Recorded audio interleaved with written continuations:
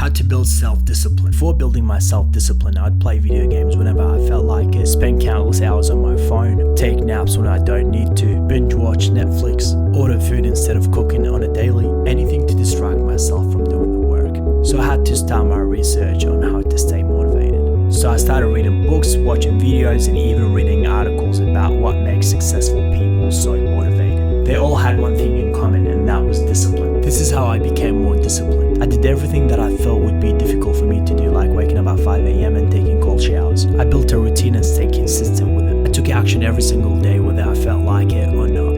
And that's when I stopped relying on motivation. And finally, I removed any distractions when I was doing my work. In order to build your own self-discipline, you need to understand three things. First thing you need to understand is that motivation is not the same as discipline. Sometimes you'll be feeling motivated, other times you're not going to be feeling motivated. Discipline, on the other hand, whether we are motivated or we're not motivated, we're going to take action anyway. So the way I see motivation and discipline, motivation is reliant on outcome and discipline is not reliant on outcome. So what I mean by that, you'll take action if you succeed, if you know that you will succeed. Discipline, on the other hand, you'll take action no matter what the outcome is. If you fail, you're going to keep continuing until you succeed. Second thing you need to know is how important is your goal to you? How important is it to you to achieve the body that you want? How important is it to you to make it on YouTube? How important is it to you to get that job you always wanted to get? So the goal has to be very important for you. Otherwise, there's no reason for you to be disciplined. Also, with discipline, you need to understand your why. So why are you trying to achieve the physique you want to achieve? Why are you trying to make it on social media? Why are you trying to get that job you always wanted to get? Third thing, and the last one, is you need to understand, in order to achieve the discipline that you want to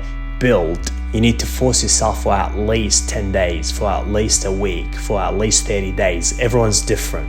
Force yourself to do the stuff that you always wanted to do, but you had no time for it, or you never felt motivated to do it. If it was raining and storming outside, what would make you go to the gym? Of course, discipline. It's not motivation. Some people might be, but not all of us. So what I mean by forcing ourselves, for example, waking up at 5 a.m. could be really challenging for you. You want to force yourself to wake up in the morning by putting your phone away from your bed, so when it rings, you actually get up and go turn it off. You are already awake, and that's how you can force yourself. But forcing yourself is not taken into an extreme, because I've done it in the past and I was forcing myself to go to the gym when I was sick.